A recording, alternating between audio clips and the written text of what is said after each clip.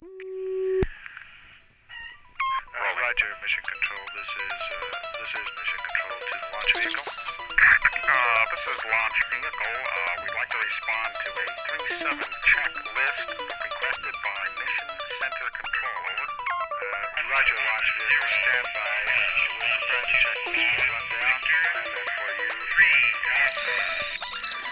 All right, we're situated here ready for liftoff checklist A71 Beta Niner.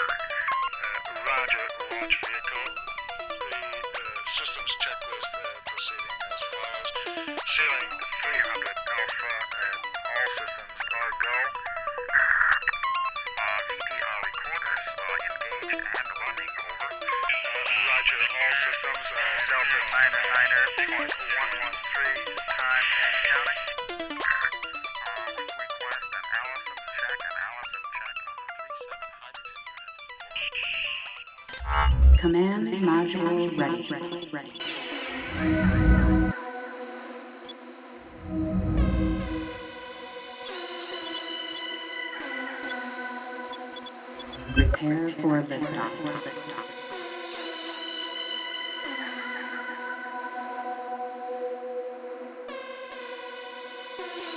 10, 9, 8, 7, 6, 5, 4, 3, 2, 1.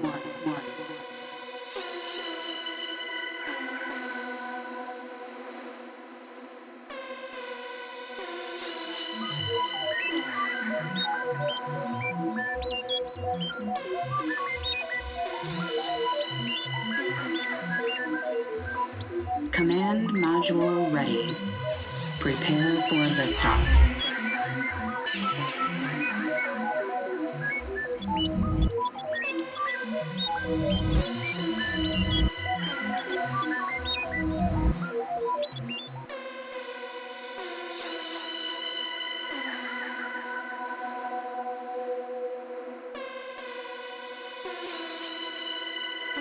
Five, 4, 3, 2, 1. Activate K-1 agenda. Epilogue. Command module ready. Prepare for liftoff. Hey, what's up, everybody? Today is December 2nd, 2022, and today is the K-1 Agenda, episode 135. Thank you so much for coming and being a part of my weekly K-1 Agenda show, where everything is about Puzzlebox, K-1, Optic Nerve, Alien FM, Optic Nerve, and all my aliases, and with my record label and all the things I've done in the past, what I'm doing in the future. Thank you once again. Thank you for coming to the K-1 Agenda. I'm very excited today. This will be the first of the month, so everyone who watches the show knows that I do a special interview with some people that I find are very interesting and great people who I've known over the years, and I'm mostly in the music industry. I'm looking forward to this one. Check it out. It's coming up right after this on my intro segment. It will be the Brian Bonds interview, and he's from the Detroit Techno group Strand. So get ready for that. I'm very excited about that. Brian is a very cool guy, and he's just amazing, man. Just a cool guy. I really love Brian, man. He's a good brother, and man, I always had that support. Always had my support from them, and they've always had their support from me, and him especially. First off, I want to say, have you finally checked out my NFT? My NFT is available now for purchase. This is a project that I did with Damien, Roach, and Neave from the UK. The project is called KT-DR1. Please pick it up. It's available now. If you'd like to purchase this NFT, you'll find all the information listed below. And also, here's a piece of it. Check it out.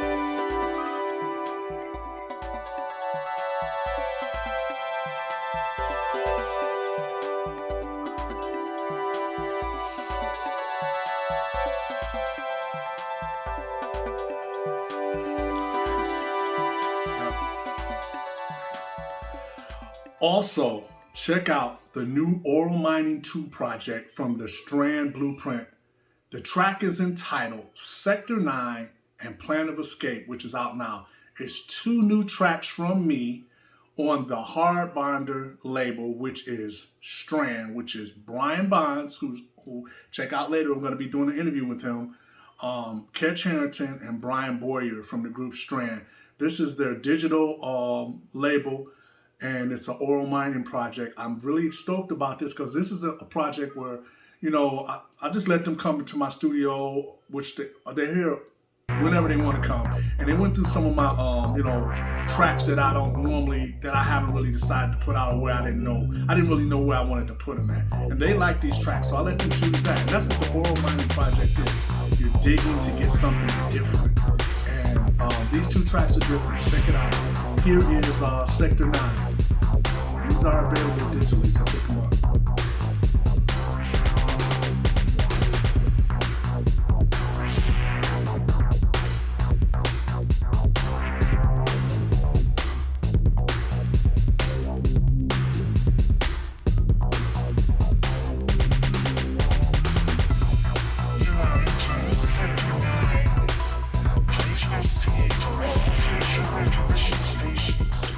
Also, the brand new PBX-36 Optic Nerve Fragments EP. This is my brand new Optic Nerve 12-inch entitled Fragments. It's entitled Fragments because it's just fragments from my mind, minimal pieces and fragments of my mind. It's just minimal dance style, not mostly like more of the soundtrack stuff that I make that's Optic Nerve, more stringy. This is more minimalistic, just for dance, just for DJs to play. Check it out. I'm very proud of the artwork, the whole packaging, the white vinyl record, everything. As you know, I do all my own artwork and everything, pictures and all this stuff. I'm so excited about this. This is one of my most beautifulest projects that I've ever done, and just did it just the way I wanted to do it. Check it out. Here's a track from the Fragments EP. Pick it up now. It's available digitally and also available on limited edition white vinyl. Pick it up, and if your store doesn't have it, have your store get in touch. All that information is below to get in touch with our distribution. Thank you. Check it out.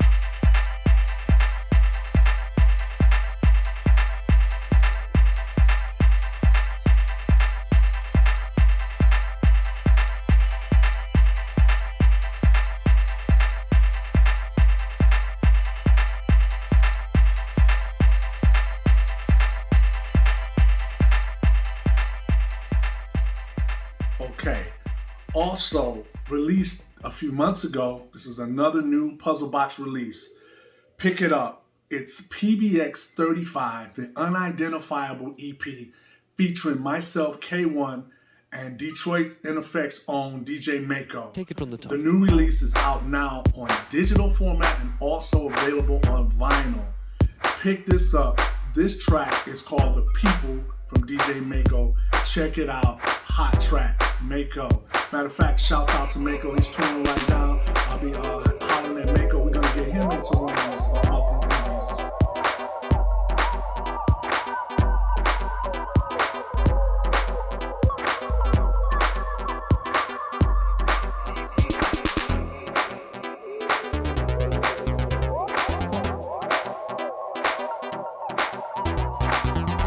And also check out my track on the same EP, the Unidentifiable EP. This track is called On My EP. Check it out.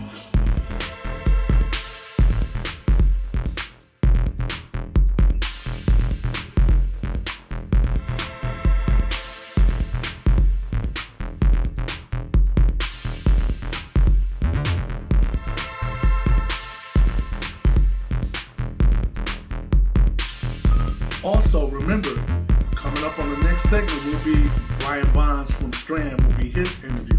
You can also go back and look at Brian Boyer's episode, which is episode 131, which is an interview with Brian Boyer from Strand. Also, Eddie Fowlkes' episode is episode 126.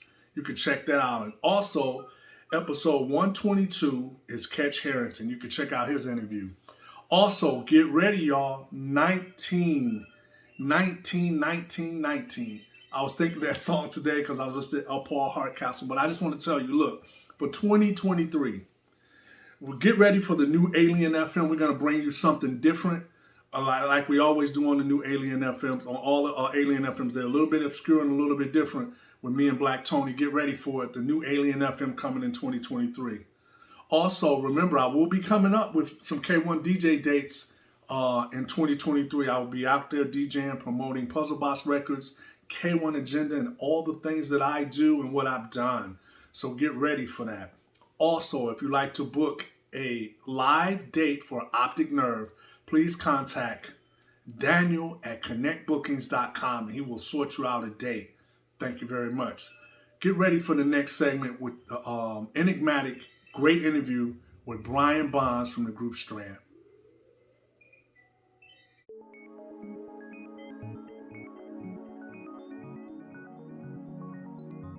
Two entities born of Detroit in a vacuum of sound, traveling beyond light speed like a neutrino through matter, space, and time.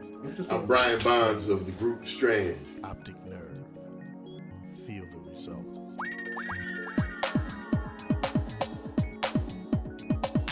Brian Bonds of Strand, Detroit. I want everyone to know about Strand that they may not know is that there's a lot of give and take. You know, we just don't come up with something, okay, it's here, it's done. There's a lot of give and take. What a lot of people probably don't know, but they do if they actually listen to our work, is from the onset, our whole mission was to make funky electronic music. If it wasn't funky or had soul to it, it wouldn't make it out of a conversation.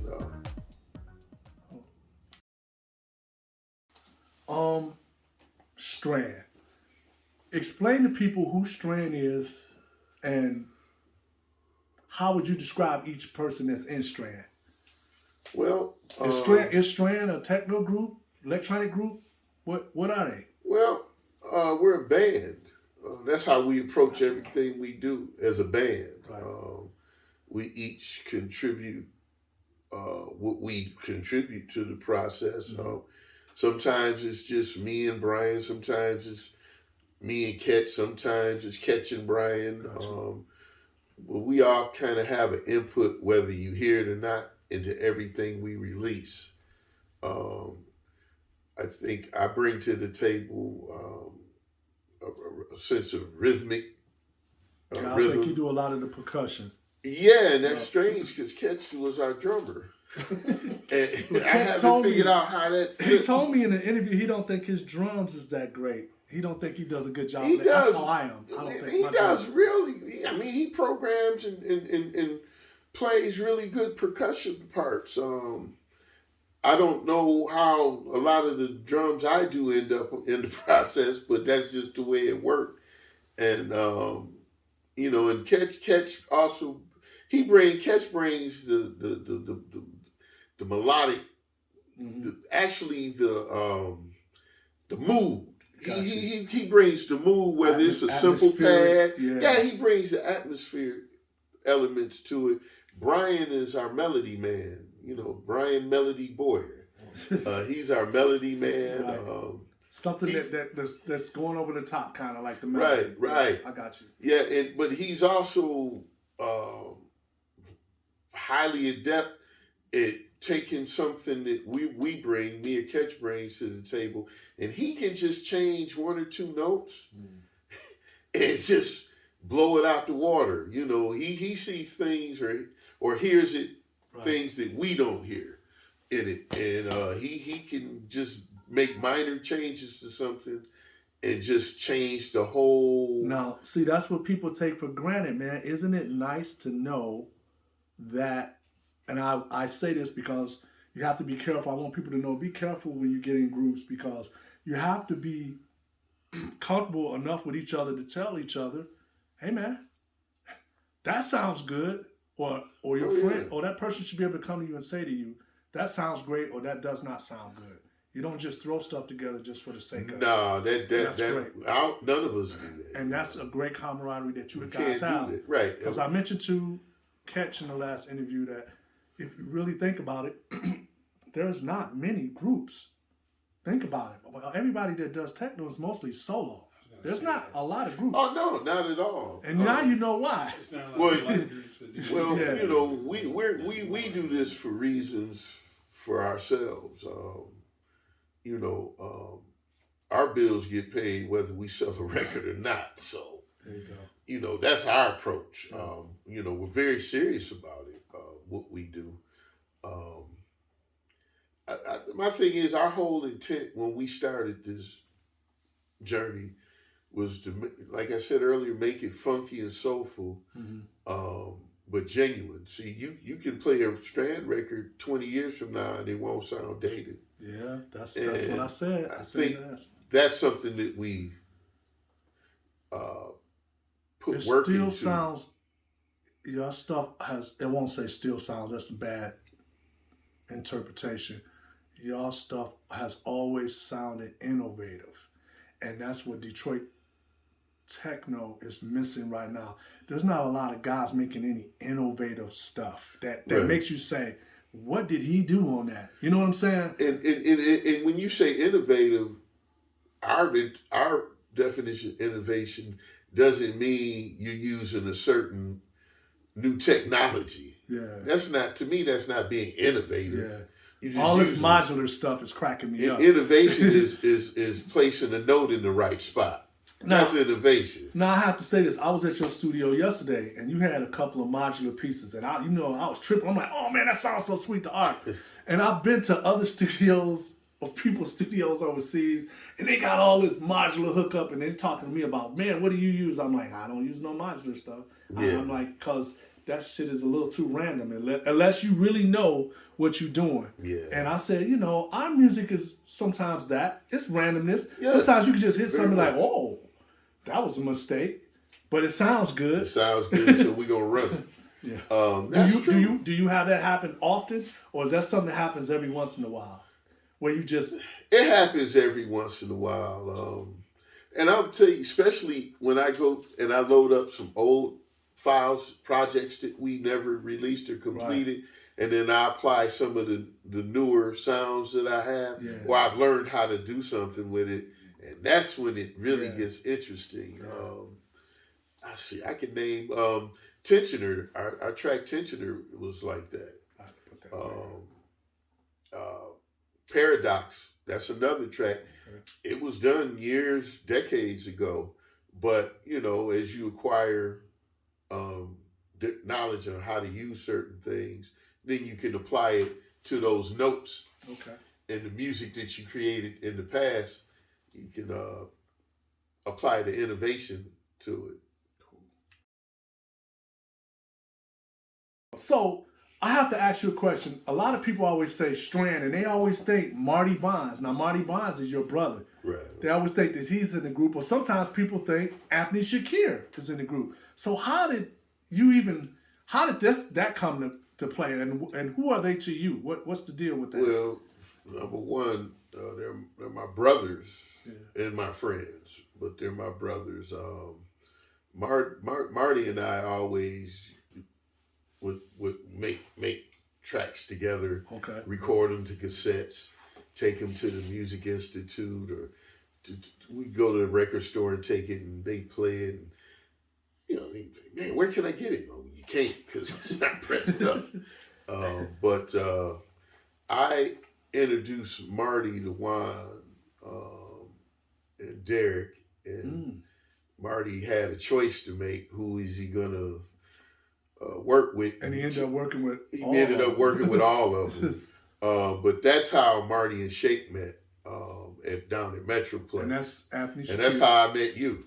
Okay, yep, I remember. I still remember when we met. Yep. Yeah, and man, that was Anthony. That Shakir. was a while ago. That was like, let me see, my first record came out in '91 on Metroplex, so it had to be '89, '90. Yep, I think it was 90. Wow. I think, but I knew of Shake back when I was going to Western Michigan University in 82, 83, 84, and I'd hear my DJ friends talk about this guy, Shake. Shake this, shake that. I never met him until years later down in Metroplex. But yeah, I guess people, we, as Strand, we don't really talk to the media all that much. We don't socialize, or who I do, but you know, when I socialize, it isn't for Strand, but a lot of people, you know, we never really put ourselves out there for people to know about us other than our music. So when you know, Marty would participate sometimes with adding a part to our music, and then Shake used to do a lot of mixes for us. And then Shake put some of y'all stuff on his label as well, right? Right. We were on Frictional with Claude and Kevin Kennedy, and with Shake, and those became legendary. All of those EPs. I like the FBK. That was cool with Kevin. Oh man, Kevin Kennedy, and that was I remember when Shake first played it for me before it even got pressed up. And I asked him who it was, and he was like, "That's Kevin Kennedy." Like, where is he from? He's from Columbus, Ohio. Okay. And when I finally got to meet him, man, he's real cool. Really nice real guy. Cool brother. And very good at what he does. But yeah, so I guess in the press or in you know, the press, I guess they recognize Shake's name and Marty's name more than Boyer's or Ketch's or my name as individuals. So I guess they assumed they were part of Strand. Okay. But Strand is me, Kech Harrington, and Brian Boyer. Okay. All right.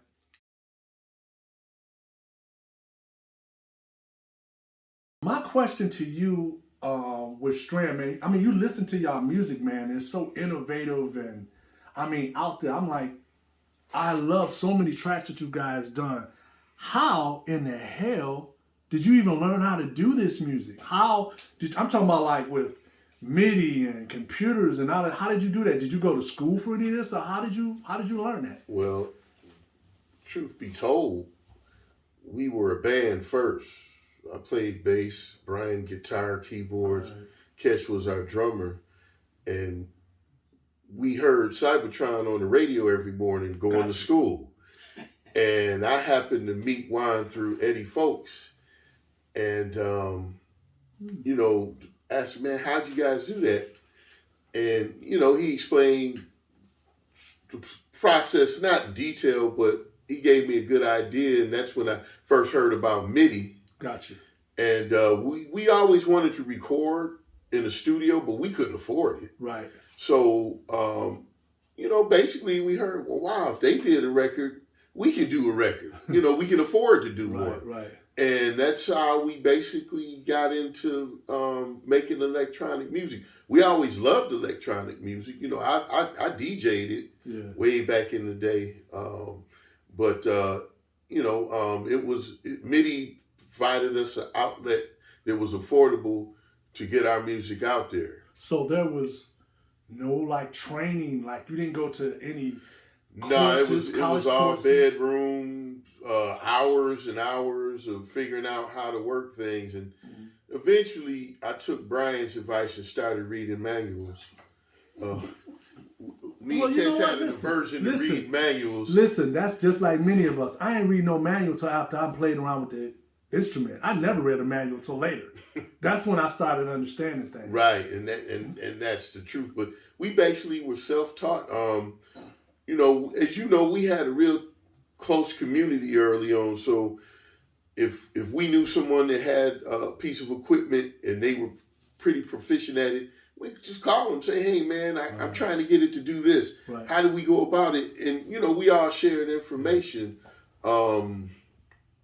But there's more to it. Like this particular style of music from black guys from like the hood. It's like, how did you get into that? Were you guys listening to electronic music, or what was some of the stuff that you listened to? Man, I've been listening to electronic music since the late 60s that I can remember. I mean, some of the groups, like, you know, because the record that really turned me out on synthesizers was Frankenstein.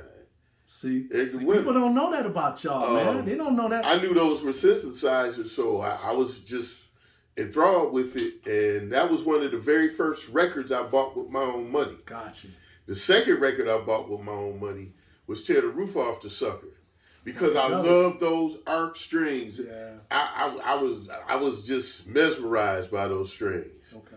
And I knew it was electronic. So anything with electronics or synths, I was drawn to. I'd buy it or I'd record it on the cassette recorder off the radio. Gotcha. And just listen to it over and over. Gotcha. And then Kraftwerk. Okay. Early on, Autobahn. Okay. My thing that I want people to know about you guys that I always found very interesting was, I think you guys had more of a aesthetic of music than I did, because you start throwing around some names like Ultravox. I'm from the east side of Detroit. We was like, Ultravox, what the? We didn't know about. You guys was listening to a lot of stuff. Skinny Puppy. I found out about all these different, you know, Front 242. industrial style music. Severed Heads. Name some of the groups. So some of the people would know. Severed Heads, Front 242. Yeah. Mo. Liquid. Devo, actually, early Devo. Brian Eno. Yeah. You know, we were into that. I was into that. I listened to a lot of that. Well, you could tell from listening to y'all music that y'all have an eclectic style, that y'all listen to a lot of stuff. But I've always been amazed at some of the group names that you just threw out to me. I was just like, whoa. Because I know I was listening to music, but when we listened to electronic music, we didn't know about those groups. I really didn't. I didn't find out till later. But I mean, I think, you know, we talked about this before. Radio, we had a lot of radio. We had a lot of alternative radio stations that was playing everything. That was an age where it was wide open. It wasn't corporate. Right. Payola was there. Yeah. But that was with the commercial stations. But me personally, I listened to a lot of college radio. Gotcha. When I lived in California, I listened to college radio. And that exposed me to a wide variety of music. You know, I would listen to anything from ska to actually some punk rock. Gotcha. That I got into. Gotcha. The first time I heard Prince was on a college radio station. It was a punk rock show. Wow. But he actually played Prince. I heard that before I heard Mojo play it. Wow. So let me ask you, Mojo, a lot of people overseas know about Electrifying Mojo. A lot of people don't know him. You got a whole new generation who don't know nothing about what you're talking about. Explain to them, in your opinion, what Mojo was, what he did. Well, Mojo was a late night DJ on one of Detroit's urban R&B stations. He played an eclectic variety of music. Mm-hmm. I mean, he would play anything you mentioned. He played Ultravox. You hear Rick James. Then after that, you hear the Whisperers. Yeah. You know, then you might hear Devo. I think he exposed a lot of the majority of Detroiters to many of the artists that they consider legends now. Yeah. And a lot of those people didn't seek out music like I did, because like I said, I would listen to any college station my receiver could pick up. Any music that sounded good. That was the point. Right, right. So if it sounded good, if it was good, it was good. Genre would be damned. Yeah, you know, no one cared about genres then. But Mojo had a huge following. I listened to Mojo. Any given night on Belle Isle, on the Strip, or downtown, every radio in the cars was tuned to Mojo. Mm-hmm. And I think that was a turning point for the majority of Detroiters to get into music outside the box. Okay. You know. There we go.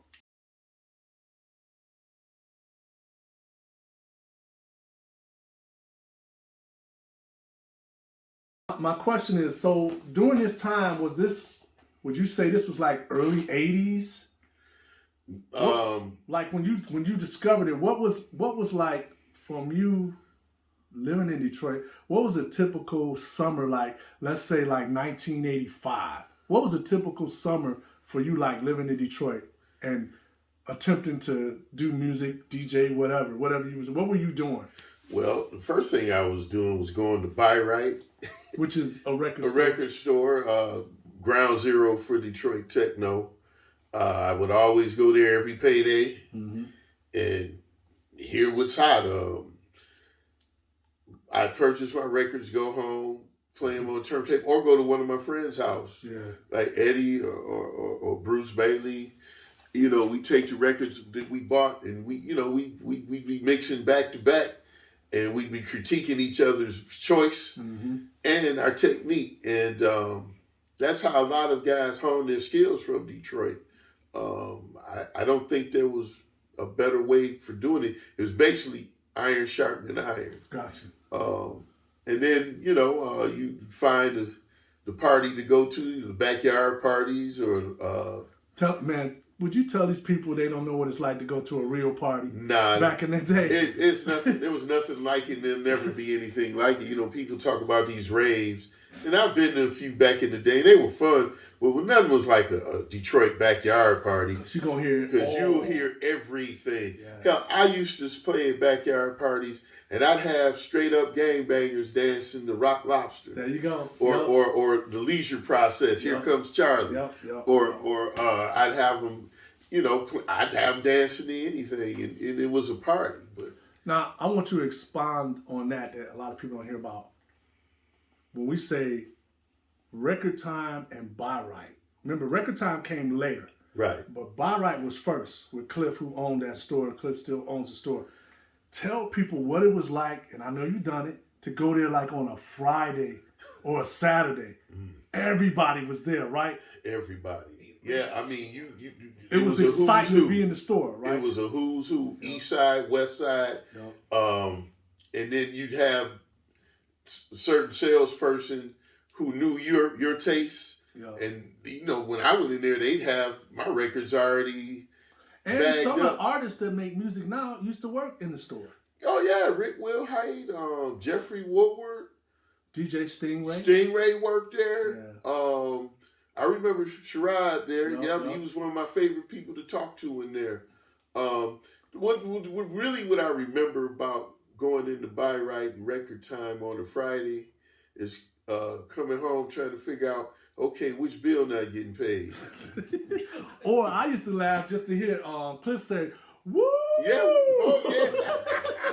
When it was a hot track. Oh yeah, if it was hot, if it was hot, it would be up on the wall. Yes. Or Cliff got us all with this one though on that import. Remember how he used to get us with that? Oh, that's a hot track. He'd be like, okay, that's $25. Yeah, oh yeah. That's what you said. I gotta think of what bill gonna get paid this week. Yeah. So but he would always do that, man. It'd be like, you come back 2 weeks later. Remember we used to be mad, Ivan? We come back 2 weeks later, domestic sitting there for $3.99. Oh. You talking about the original store, not the new one he's at. Yeah. I remember those days. About the size of this, your studio. But I bought most of my imports. I would go to Chicago to Imports Etc. Where Derek Carter worked. Yeah. And that's where I would go get most of my imports. A lot of stuff from Italy. Gotcha. Some stuff from the UK. It was worth the drive because I would get a lot of the early house records there that you couldn't get here. Okay.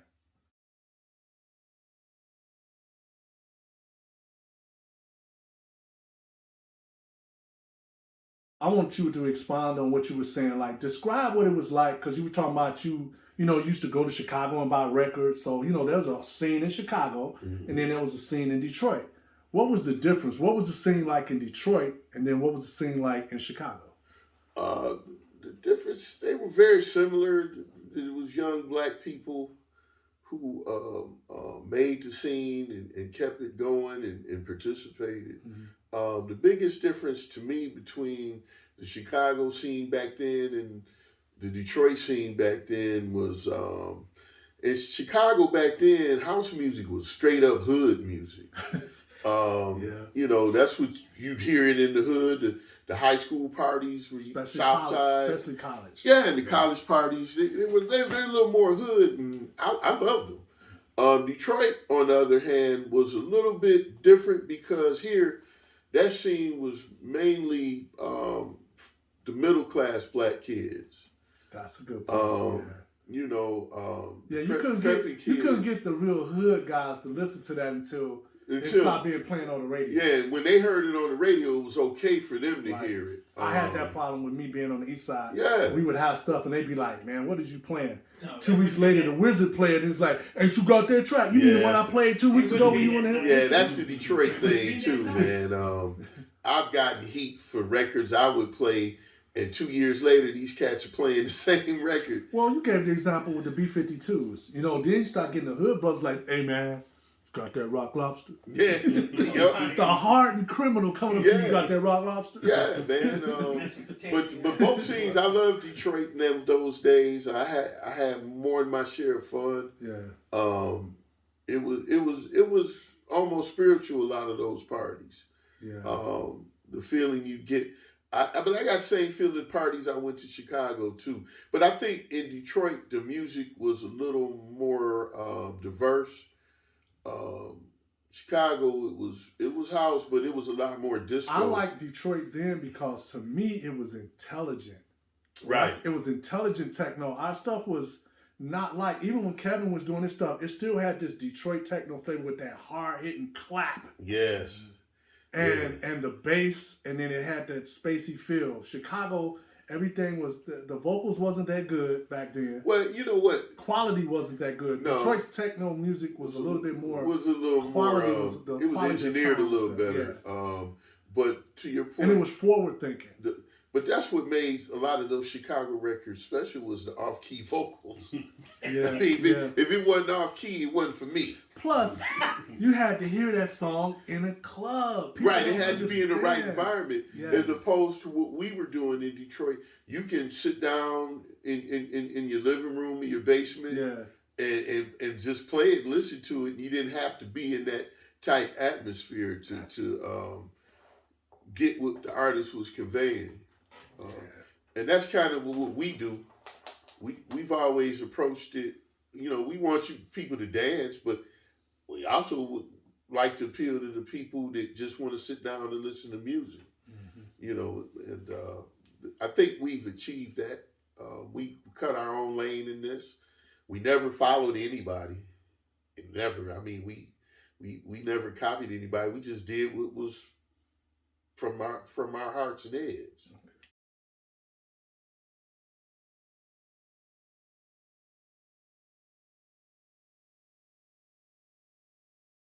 Okay, B-bonds, because it's two bonds. It's two Bryans, so I got to say B-bonds. There's two of them. How would you describe the Strand sound and compare it to what you hear overseas or what you hear in Detroit? What makes you guys different? What do you feel makes you guys different? I think what kind of separates us from what we've always done is it's organic. We approach it when we're creating. We approach it. Is this what we like to listen to? You know, it might be. You know, it's from a selfish point of view, but it should that's be. What good artists are, selfish. You like what you like. We approach it from we play this for ourselves. Right. We don't try to appeal to any type of demographic or crowd, so to speak. You know, we create what we create, and we hope other people connect with it and would enjoy it also. But I think what separates us, we don't try to sound like anybody else. We don't grab equipment and use equipment because so and so uses it and it sounds like this. Right. We've never cared about that, to be honest about it.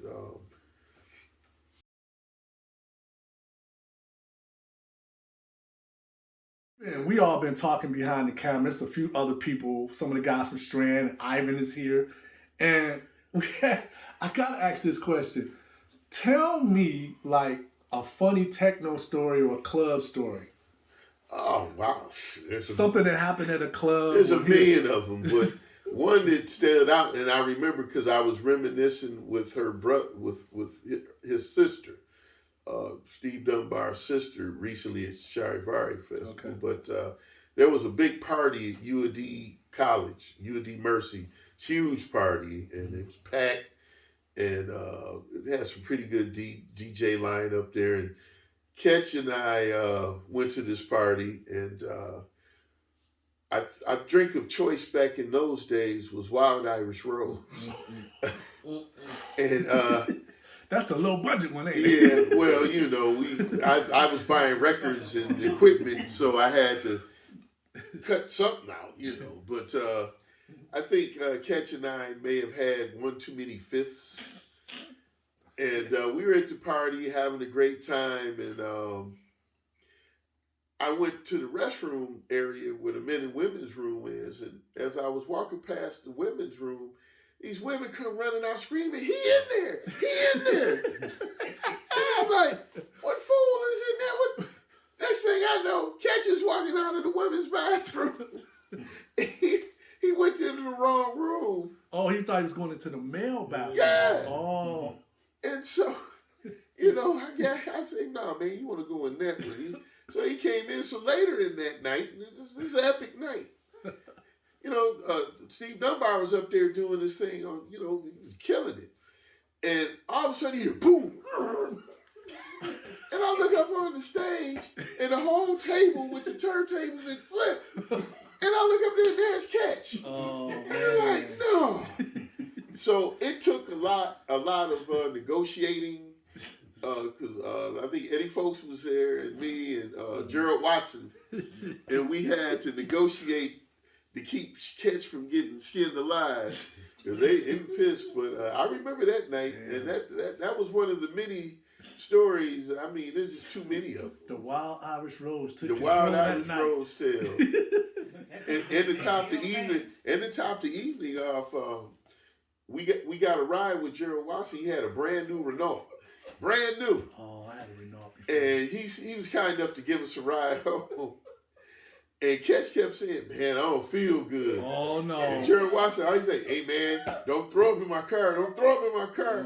After the third warning, it was over. He threw up my man's brand new car. So that was one of the delicate stories that I can share. And that was probably one of the milder ones, because we've had some adventures for sure. I gotta ask you this: was you able or lucky enough? Did you ever go to that Submerge party they had down there?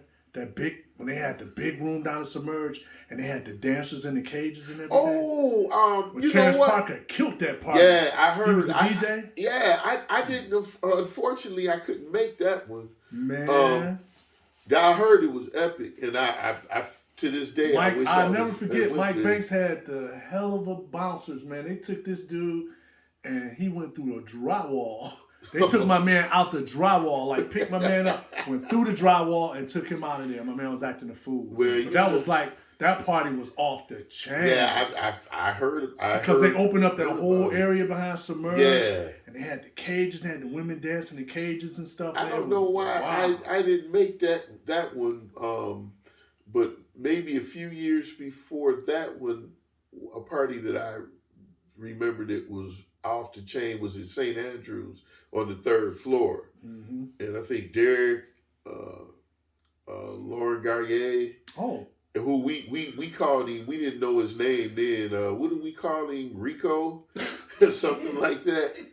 I guess he was a guest of Derek's, and I saw him running around the studio and all that. But the cats from Depeche Mode was at that party. And I think Kevin was spinning.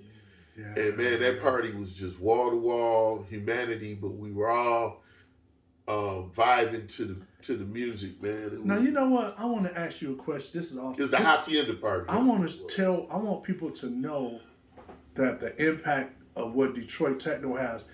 When you mention those names, you said Depeche Mode.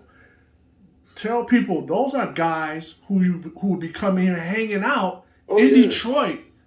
Yeah. Hanging out at Transmet or whatever, just hanging out to see how the music is done and, getting fillers for what they were doing or whatever. That was the great mystery to a lot of Europeans back then in the 80s, is how do these guys do it? With the minimum equipment. how do they know how to do this? Yep. And I think that drew a lot of those guys over. Like, I remember Al Jorgensen in Ministry was upstairs at Derek's hanging out, and I was surprised to see them there because I'm like, well, you guys do like industrial, but it was cool meeting them. But I'll let Marty tell you that story. Yeah. Because soon, when they left town, Marty's 303 left town. So that's a whole nother story. We experienced something like that. Man, I had I remember me and Tony used to be down there, and we were at Mike Banks' loft, man, and we sitting, and Tony recognized everybody, like, yeah, Tyree Cooper. Yep. That's when this track was hot. He's sitting right up there in the loft, and we talking to him. Tony's like, you Tyree Cooper? He's like, yeah, it's just amazing. Who else was another one that was there? Oh, we hung out Tyree Cooper and Kech. I remember hanging out with Barbara Tucker from Chicago. Yeah. Didn't even know who she was. And and Ken Lexi. Yeah. I'm trying to think it's another artist. Used to hang out with Tyree Cooper's cool brother. Me, him, and Kech. Where did we go to? It was the Detroit Takes Fest. Yep. And Kech had just got his new car. And we were hanging out he was hanging out with us. We had just met and we went out hanging, man. And he was cool, man. We had fun. Wow. Yeah. All right, so I'm going to finish off this interview, man. I really enjoyed interviewing you, man. You my brother. Love you, man. You know you my brother. I love you. And I love every time we get together, man, we be cracking up. We have so much damn fun. Now, one thing they don't know about us is we crack jokes. We have fun. We have fun, and there's some Detroit artists don't have that at all. Oh no, they get upset, but I don't give a. They don't have that, care. or I don't know. I think what I learned real quick with doing techno was that a lot of these guys are hermits. They had some serious, maybe they might have had some serious mental issues. Some of these guys, that they call it geniuses. Because they don't even know how to have a whole conversation. They can't hold a conversation with you. We know who they are. But I enjoy the time that we get together because we always have a good time. We could sit and talk about music, but we could talk about something else. We talk about each other. Yeah, but we're going to have fun. And I like roasting. But we're going to have fun. I remember when Brian Boyer's mom had passed. And he had some friends come in from out of town. Some friends locally, and we were all together. And I remember one of your friends made mention, like, why are you guys so mean to each other? Oh, because you crack the jokes? Yeah, because that's how we do. I mean, that's how we grew up. We all have egos, but you know what? No, I never saw that with y'all. I don't see egos. We also don't take ourselves all that seriously. And I would say that about y'all. I've never ever seen any ego from either of y'all. Ever. No, well, it's there. No, I've never. I think it's a matter of self-confidence and respect to other people. I don't feel slighted too often because I'm above all that shit. Gotcha. I am. Yeah. And, but it feels good to know that people respect what we do. Right. I kind of downplay it, and I'm kind of oblivious to a lot of it, but when I'm out and about and I run into to legends and they tell me how much they appreciate our music and like our music, and it feels good to get the respect to your peers. Gotcha. But I don't consider many of them my peers. You feel me? Yeah. That's just how it is. Yeah. I guess that's my ego, and that's why we never run around spitting venom on people. Yeah. Like, that's trash. No, we don't have to. I call it truth. Yeah, there you go. That's the perfect word. That's called truth, man. A lot of people don't know a lot about that word. It's truth. It's not spitting venom. But, I will say this about you guys. Out of everybody that I know in Detroit Techno, I've never heard anybody ever say anything bad about y'all. Really? Really. That's surprising. Never. Never. I'm talking about like, them niggas, they make some bullshit. I've never heard that. And I've never heard, I know you guys got hidden fans, you know what I mean? Like that's artists that ain't gonna tell you they love that stuff, Right. I would like to see y'all do more. I wish I could see you guys like at the festival. do some Strand stuff, I would love to see that because y'all sound is impeccable, and you would see all types of people in the backstage because y'all got a big following. Yeah. Also, I still say that word proudly that I never heard people say anything negative about y'all. Even individual like the Brian Bonds, that bitch ass nigga. I don't hear that. But they probably, he's a whore. No, they say it behind closed doors. No, I've never heard that. And I'm saying it's a lot of people in Detroit Techno, man. It's like, ooh, you know, when you get to really know them, they can be some. Well, we never screwed over anybody. Yeah. We've been slightly fucked over a few times, but not that bad because we read and, you know, we try to keep things insular with us. Right. We never screwed over any. Matter of fact, we've always tried to help people when they ask us things, and we used to gladly do it. Remember, I gotta say this before. Remember when another time when we really kind of just met. Remember, I had y'all DAT player for a long time. Remember that? Oh wow! Remember? Man, we didn't even know. You said, Keith, you need another DAT recorder. And I was like, boom! I had it racked out for like over a year. We didn't even really know each other. Yeah, no, we didn't. And y'all let me use it. I used to use it to copy my masters and stuff. But look how it turned out, man. Yeah. We collaborate all the time now, and you know, it's a and everybody then had Shake's little DAT player that he had, that recorder that he had too. But that's what I was alluding to earlier.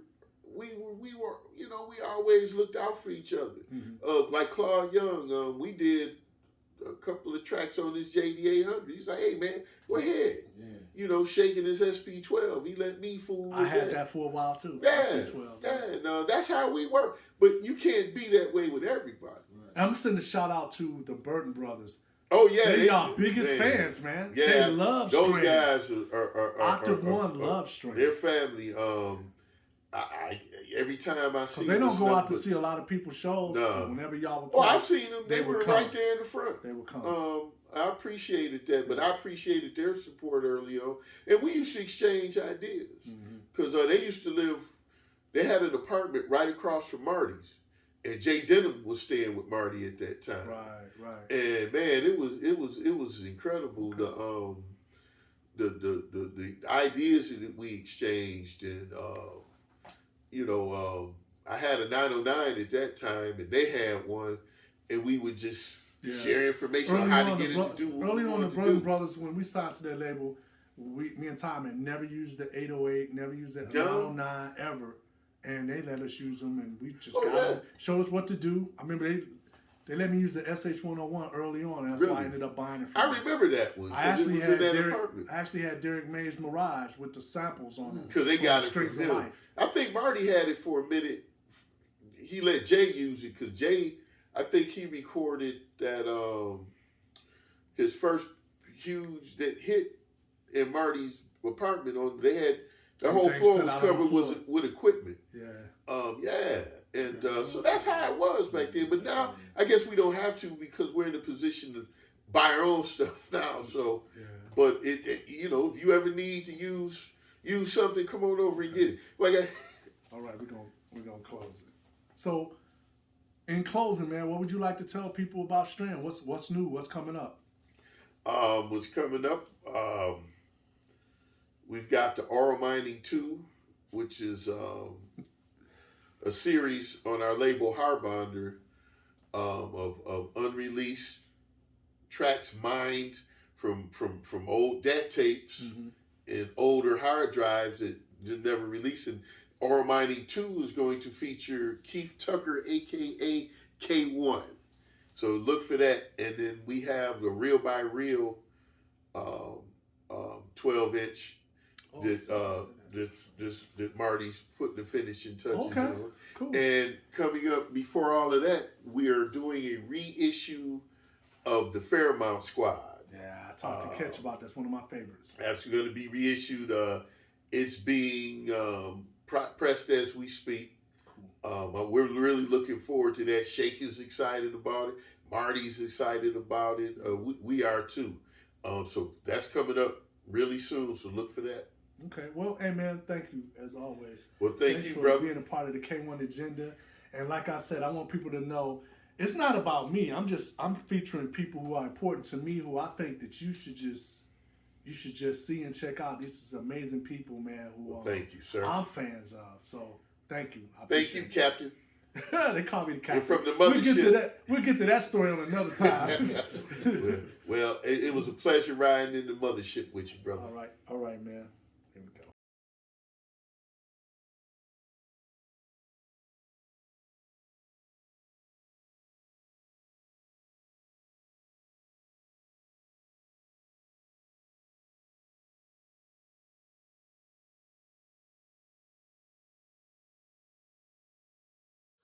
Puzzlebox Records. Puzzlebox Records is my label. It's been around since 1995. That's when it was started.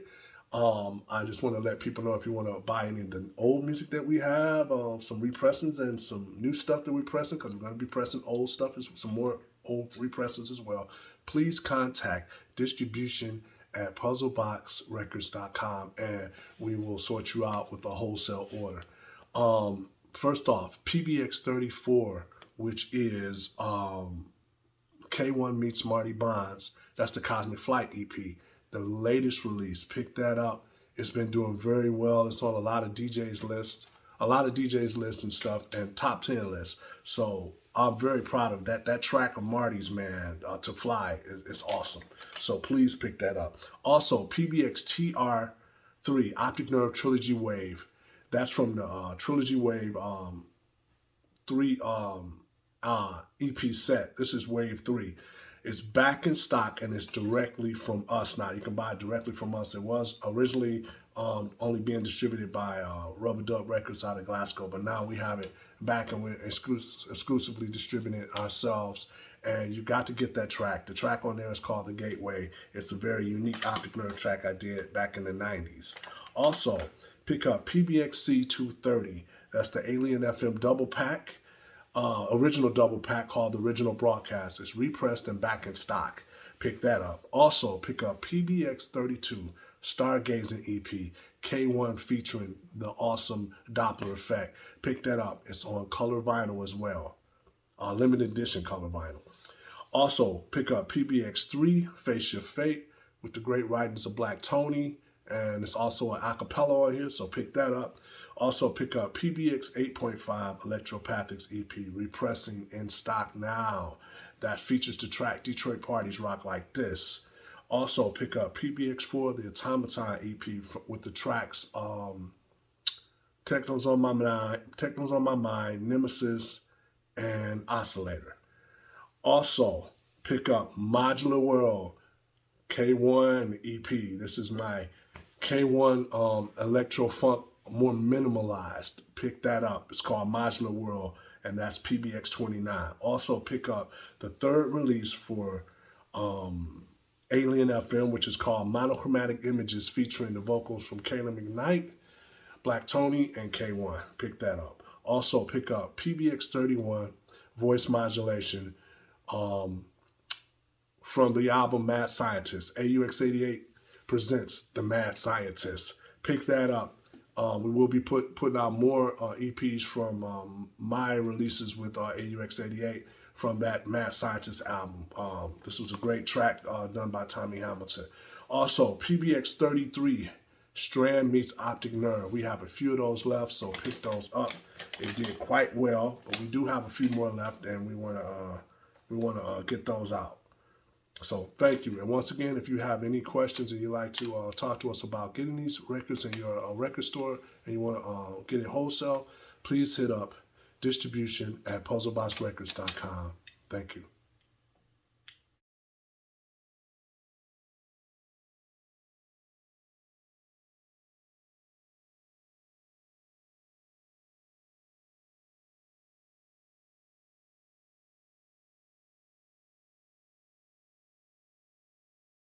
Hey, what's up, everybody? I just want to let you know that now the Optic Nerve t-shirts is available.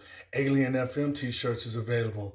All my designs I did formerly when I was in AUX88, all the designs I did for Direct Beat Classics, all the Detroit designs I did, you can get them in t-shirts, hoodies, baseball shirts, coffee mugs, phone cases, laptop bags, everything is available. And you can order this and have pretty good, reasonable shipping because the t-shirts are printed in countries all around the world. So please take note. Here's the link, and you can buy all the material.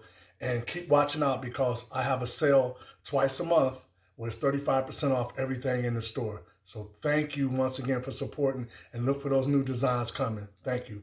K-1 out.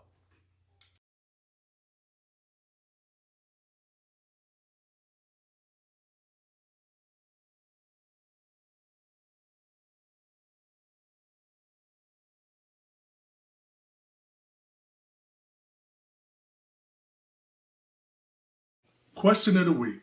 This week's question is similar to last week's question, but what I want to tell everybody is, if you have a question, please email puzzlebox@puzzleboxrecords.com. Once again, that's puzzlebox@puzzleboxrecords.com, and I'll sort you out with any question or answers that you might need to know about what I'm doing in the future, past, or present. And this is just a way of, that's why it's called the K-1 Agenda. I did a documentary years ago with the group that I used to be in to tell a portion of my story. But now I'm able to tell like a weekly diary of what I've done all these years and what I'm doing now. And, you know, just for prosperity, when I'm long and gone, there'll be something that tells you about what I did and what mark I left on the world, that I think I left on the world. But the question is similar to last week's, like I said. The question is, what made you want to create your own record label, Puzzlebox Records? Well, initially it was not my ideal. I never thought about having a record label. Originally I was on Metroplex in 1990, 91. That's why first label I got signed with, which is Juan Atkins' label. And then around 93, I got signed to Direct Beat Records, that's when they formed Direct Beat Records. And from there, you know, I'd already met Anthony Shakir years ago because he helped me get signed to Metroplex. So Anthony Shakir came to me one day and said, Keith, he said, man, put together some tracks. He said, put together a track, and then I'm going to put together a track, and we're going to start another label. And I was like, huh? I said, you got frictional. He's like, no, I'm going to help you. He said, you need to start a label. I'm going to help you. So I'm like, okay. So I got the track. I already had a track together. It was called the Aura, as a matter of fact, and I had different versions of it. And Shake was like, okay, so what we're going to do, we're going to take this DAT, we're going to take it to Ron Murphy. He's going to do the mastering and then make the plates. And they'll be, you know, he'll master it, and then he'll send it off, and then they'll do the metal plating and send that to Archer. And so I kept saying, well, how are we going to pay for this record, man? It's expensive to get records pressed. And he said, Keith, don't worry about that. He said, can you do your artwork? He said, I know you do a little artwork. He said, and you got to come up with a name. So he came up with the name. Like, okay, yeah, I like that. Puzzlebox Records. He's like, you know, infinite possibilities, intricate pieces. I'm like, oh, cool. So the next thing we find out that, you know, the record is, I had to turn in the art. That's when I had to learn about turning in the art for doing the labels that go on the record. And next thing, I said, so when the records come in, where are they gonna go? He said, don't worry about it. So all of a sudden he said, hey, the record is out. I got a couple of copies for you. And I was like, okay. So he gave me a couple of copies, and I said, hey man, well, where's the record at? And who's selling it? He said, Dan Bell. So we went over to Dan Bell's, and he was like, yeah, we're going over there to get your check. And I was like, what? Dan Bell handed me a check, and it was just like, yeah, man, all the records been sold. So when's your next release? I got to turn in your next release. And I was just like, you know, trying to play it cool, like, wow, this is awesome. This is amazing.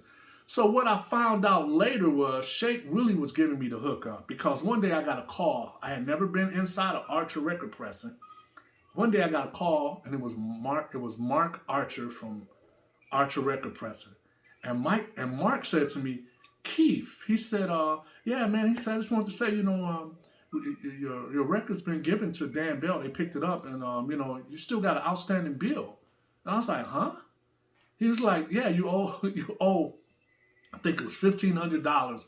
I was like, oh, I said, I didn't know that. He said, oh, no, when you got that check, that other portion you got to pay, you know, pay your bill. And I was like, oh, I didn't know. He said, Keith, it's okay when you get a chance. And I remember at the time I was going to be going overseas to DJ somewhere. He said, when you get back, man, come on in and see me, man, and pay. And I was like, okay, cool. I said, I'm so sorry. I apologize. I didn't know that. And he was really cool about it. So, and I remember when I sat down with him, he said, Keith, don't worry. You're in. Don't worry about it. You paid, no problem. He said, and then he was just telling me about how things work with the pressing business and everything. So I remember I was like thanking Shake, like, wow, so Shake, you hooked me up and put me in the clique. And a lot of artists in Detroit didn't know that. You either had to go to Submerge, and Submerge was pressing everybody's records and getting them pressed. But, to do that on your own and have Dan Bell's distribution company handling it, man, that was amazing. So that was one way I first got in, and then that's how we came up with the Puzzlebox Records. Shake was like, you got to get the art for the label and turn that in. That's when I learned how to go and do the art for the actual inner sleeve label of the record and everything.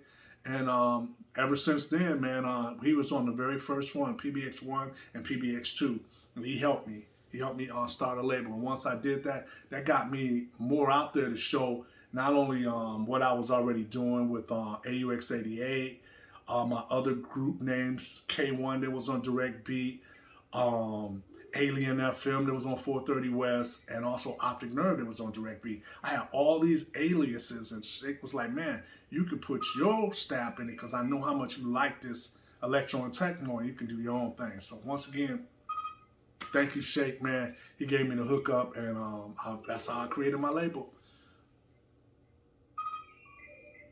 And if you also have any more questions, please email puzzlebox@puzzleboxrecords.com. Thank you.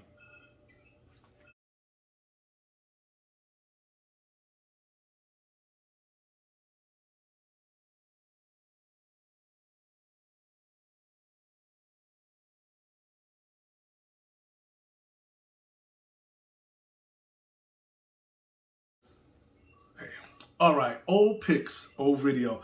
This one is a little different, man. It's not so much about the music. It's one little portion that is about the music.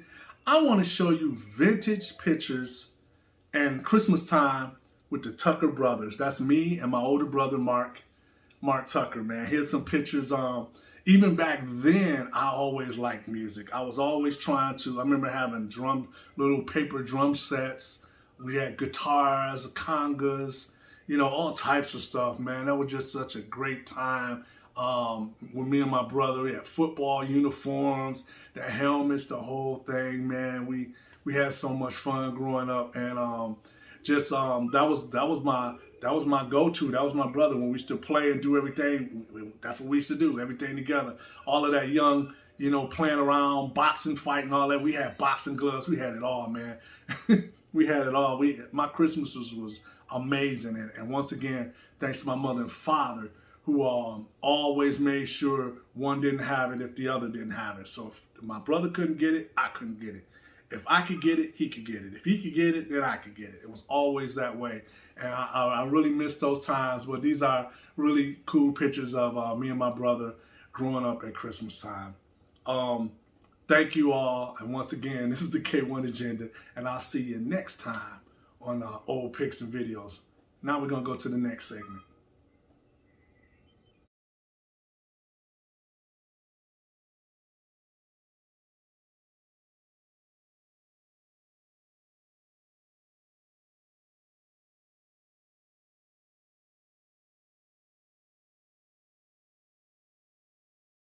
Okay, thoughts of the week.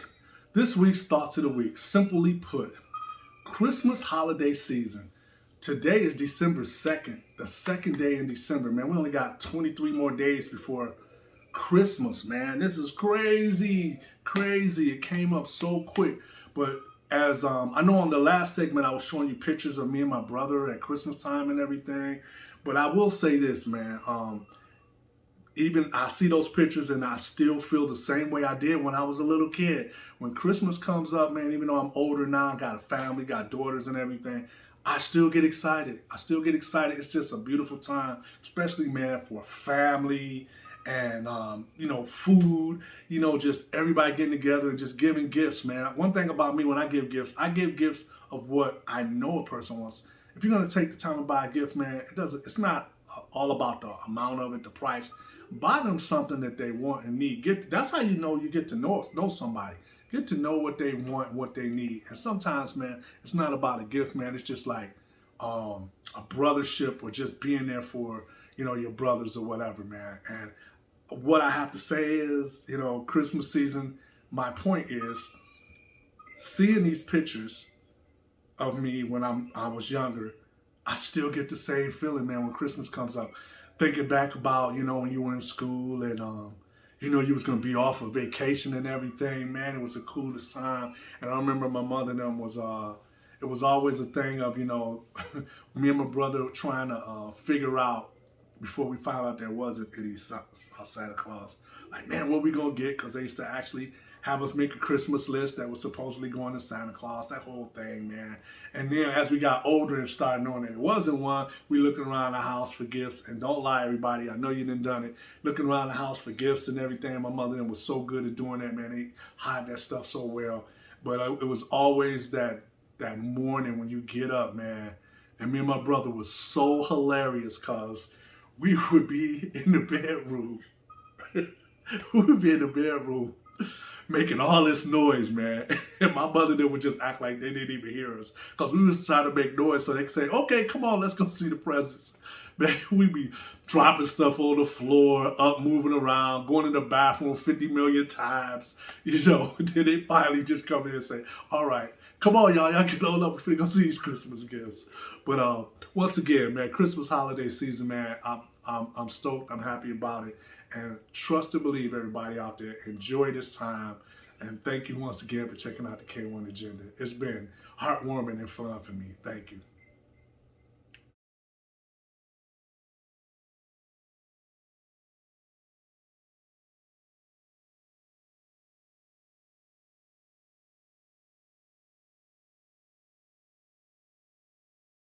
Shout-outs.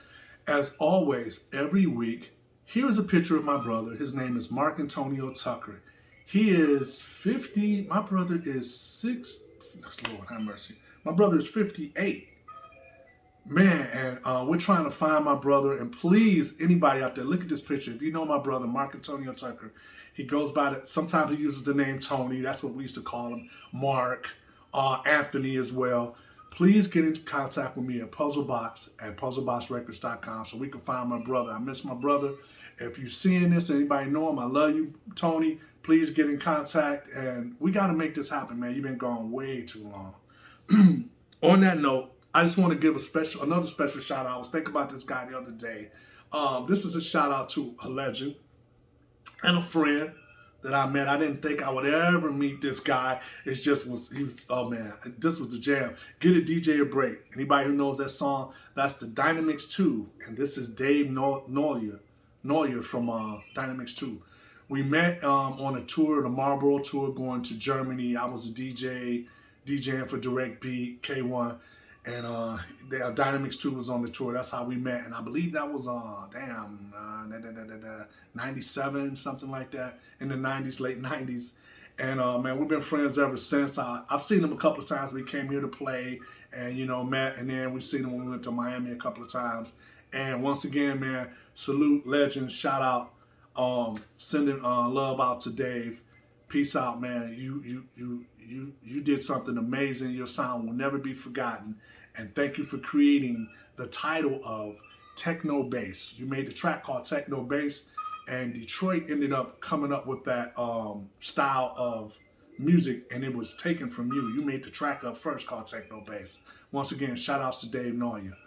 Also, once again, everybody, thank you so much for checking out my page, man. I love you guys, and I love any messages I get, positive or negative, and I love all the support. And thank you for buying my music. Thank you for downloading my music. And that's what I love about it. Now, that's why the show is called The K-1 Agenda, because that's what it's about, the K-1 Agenda of what I do. Thank you so much. And once again, shouts out to my mother and father. We'll be calling you today. Love you guys. Thank you for everything you've ever done. Support. See you next week on the K-1 Agenda. I'm out. And I just wanted to say, everyone, please hit that subscribe button for YouTube, and please subscribe to my page. I really have enjoyed all the support I've been getting, but hey, like this and subscribe to this page. Keith Tucker K1. Hit the subscribe button. Thank you.